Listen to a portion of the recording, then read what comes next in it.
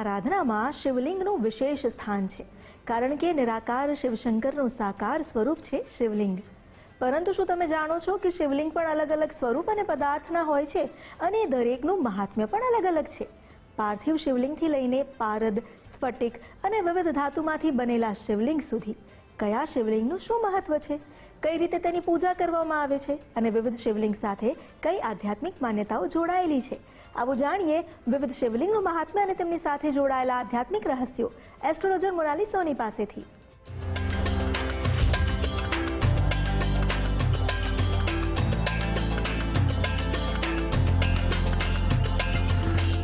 નમસ્કાર, આધ્યાત્મિક મહાશક્તિમાં હું મોનાલી સોની આપ સૌનું સ્વાગત કરું છું. પવિત્ર શ્રાવણ માસની શરૂઆત થઈ ચૂકી છે. એવું કહી શકાય કે સૃષ્ટિના સર્જનહાર સ્વયંભૂ શિવ જે દરેક ભક્તોની પ્રાર્થના જે છે તે ત્વરિત સાંભળીને તેમના દુઃખ, તેમના કષ્ટોનો નાશ કરે છે, તેવા ભોળાનાથનો પવિત્ર માસ એટલે કે શ્રાવણ માસ. શાસ્ત્રોમાં શિવજીના અલગ અલગ સ્વરૂપોનું વર્ણન કરવામાં આવ્યું છે અને સાથે સાથે શિવજીને અલગ અલગ સ્વરૂપમાં પૂજવાનું પણ મહત્વ રહેલું છે. જ્યારે આપણે વાત કરીએ શિવલિંગની જે ઉત્પત્તિ છે તે પણ એવું કહેવાય કે સ્વયંભૂ શિવજી જે છે તેમણે સૃષ્ટિનું સર્જન કર્યું ત્યારે તેમણે શિવલિંગની ઉત્પત્તિ કરી હતી, જે પાતાળ લોકથી થઈને આકાશ સુધી જે તે પહોંચતી હતી, જેની ટોચ જે છે તે કોઈ પણ સ્વરૂપે દેખાતી ન હતી.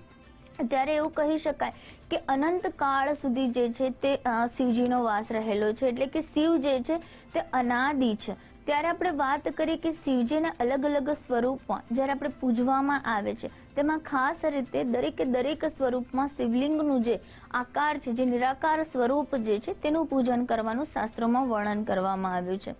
ત્યારે આપણે વાત કરીએ કે શિવલિંગને અલગ અલગ કયા સ્વરૂપમાં પૂજવું અને તેનું મહત્વ શું રહેલું છે.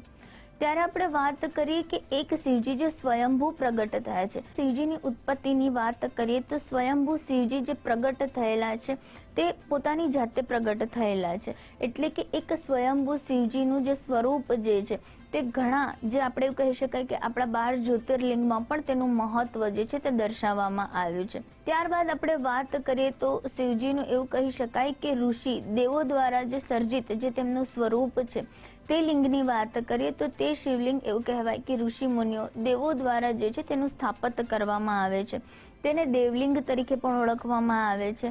ત્યારબાદ શિવજીનું નર્મદેશ્વર સ્વરૂપ, નર્મદા નદીના પાતાળમાંથી જે એવું કહી શકાય કે તેના પાણીના પ્રવાહને કારણે એક વિશિષ્ટ રૂપે જે પથ્થરોનો આકાર બને છે તે નર્મદેશ્વર શિવલિંગ તરીકે પૂજનીય છે. તેની કુદરતી છટાઓ, રંગ, આછા પાછા ચટાપટા વગેરે એક નર્મદેશ્વર શિવલિંગ જે છે તેનું એક સ્વરૂપ અંકિત કરે છે. એમ કહી શકાય કે શાસ્ત્રોમાં આ શિવજીને સ્વયંભૂ પ્રગટ સ્વરૂપે પણ પૂજવામાં આવે છે. નર્મદેશ્વર શિવલિંગનું પૂજન કરવાથી તમારા સમસ્ત પાપોનું જે છે તે નાશ થાય છે અને તમારું કલ્યાણ થાય છે. ત્યારબાદ આપણે વાત કરીએ તો પારદ શિવલિંગ. પારદ શિવલિંગ જે પારાનું બનેલું હોય છે, જે કહેવાય કે મર્ક્યુરી જે પારો આવે છે તેમાંથી બનેલું પારાનું શિવલિંગ, જેને પારદ શિવલિંગ તરીકે ઓળખવામાં આવે છે.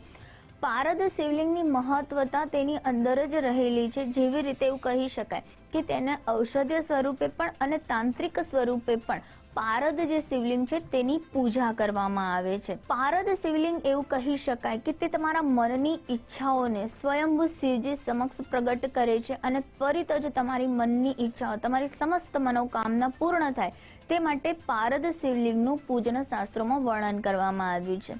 ત્યારબાદ સ્ફટિકનું શિવલિંગ. સ્ફટિક જે છે કે એક પ્રકારના પથ્થરો હોય છે જે એકદમ પારદર્શક હોય છે અને સ્ફટિકના શિવલિંગનું પૂજા કરવું તંત્ર શાસ્ત્રમાં પણ એટલું જ વિશેષ મહત્વ ધરાવે છે. માનસિક શાંતિની સાથે સાથે તમને સમસ્ત પોતાની સાથે, સ્વયંની સાથે જ્યારે જોડાણ કરવું છે ત્યારે તમારે સ્ફટિકના શિવલિંગની પૂજા કરવી જોઈએ. સ્ફટિકનું શિવલિંગ એવું કહી શકાય કે તે તમારી દરિદ્રતાનો નાશ કરે છે અને સાથે સાથે તમારા જીવનમાં જો કોઈ પણ રીતે અવરોધ આવતા હોય તો તે અવરોધોને દૂર કરવા માટે પણ સ્ફટિકના શિવલિંગની પૂજાનું શાસ્ત્રોમાં વિશેષ વર્ણન કરવામાં આવ્યું છે. ત્યારબાદ આપણે વાત કરીએ કે અલગ અલગ ધાતુના પણ શિવલિંગની પૂજા કરવાનું શાસ્ત્રોમાં વર્ણન કરવામાં આવ્યું છે. જેમાં એવું કહી શકાય કે ચાંદીની જે ટોચ બનેલી હોય છે, ચાંદીના શિવલિંગ બનેલા હોય છે જેને રજતલિંગ તરીકે ઓળખવામાં આવે છે. ધાતુ એટલે કે જે તાંબુ આવે છે તેની ટોચના બનેલા શિવલિંગ એટલે કે તાંબાના શિવલિંગનું પણ શાસ્ત્રોમાં વર્ણન છે, જેને તામ્ર શિવલિંગ કહેવામાં આવે છે, તામ્રલિંગ કહેવામાં આવે છે. અને તેવી જ રીતે સુવર્ણલિંગ એટલે કે સોનામાંથી બનેલા શિવલિંગની પૂજા પણ શાસ્ત્રોમાં ઉચ્ચ રીતે વર્ણનીય છે. આપણા રાજાઓ જે હતા તે એવું કહી શકાય કે તામ્રલિંગ, રજતલિંગ અને સુવર્ણલિંગ જેવા શિવજીના સ્વરૂપોની પૂજા કરતા હતા. જ્યારે પણ રાજાઓ કોઈ પણ પ્રકારના યુદ્ધમાં જે છે તે વિજય પ્રાપ્ત કરવા માટે સૌ પ્રથમ જે છે તે શિવજીની ઉપાસના કરતા હતા અને અલગ અલગ ધાતુમાંથી બનેલા શિવલિંગની પૂજા કરતા હતા. શિવજી જે છે તે એવું કહી શકાય કે સૃષ્ટિના સર્જનથી લઈને અંત સુધી શિવ તત્વ છે. શિવનો એક સ્વરૂપ એવું કહી શકાય કે તે અનંત સ્વરૂપ છે. શિવજી નિરાકાર સ્વરૂપે આ સૃષ્ટિ પર બિરાજમાન છે. કણ કણમાં એવું કહી શકાય કે ભગવાનનો વાસ રહે છે. તો એવી રીતે કહી શકાય કે દરેક કણમાં શિવનો વાસ છે. દરેક પથ્થર જે છે તે આપણે શિવ તત્વને પામીને પૂજીએ છીએ તો તે પણ એક શિવલિંગ જ છે. દરેક આત્મા, દરેક કણ, દરેક રજ, દરેક તત્વમાં શિવજીનો સમાવેશ થયેલો છે. શાસ્ત્રોમાં પાર્થિવ શિવલિંગનું અલગ જ મહત્વ રહેલું છે.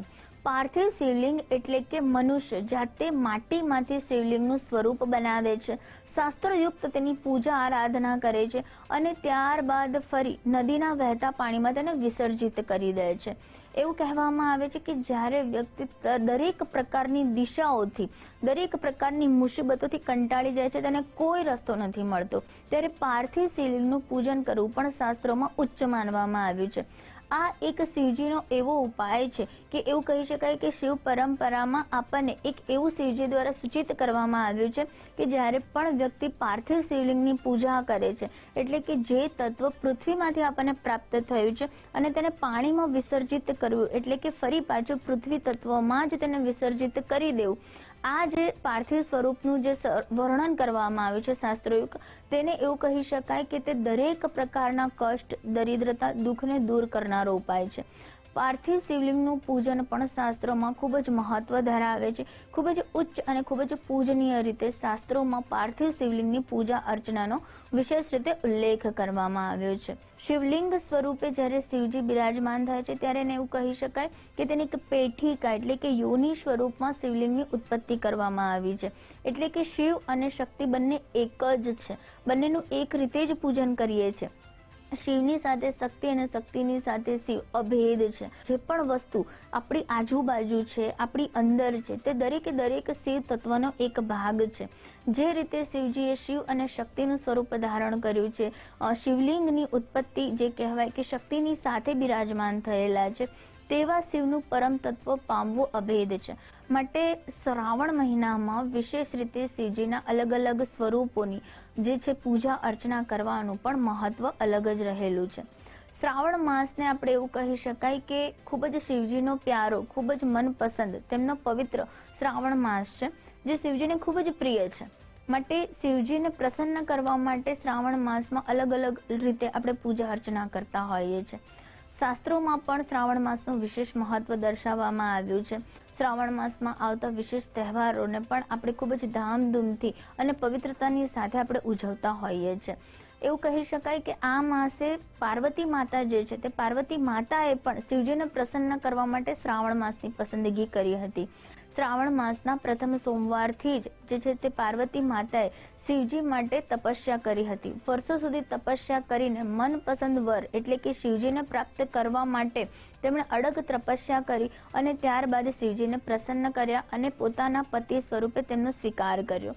માટે એવું કહી શકાય કે શિવજીનો આ પવિત્ર માસ શ્રાવણ માસ છે, તેમાં તમે શિવજીને પ્રાપ્ત કરવા માટે, શિવજીની આરાધના કરવા માટે સાચા દિલથી તમે જે પણ શિવજીને અર્પણ કરો છો, શિવજી તેનો સ્વીકાર કરે છે. નમસ્કાર.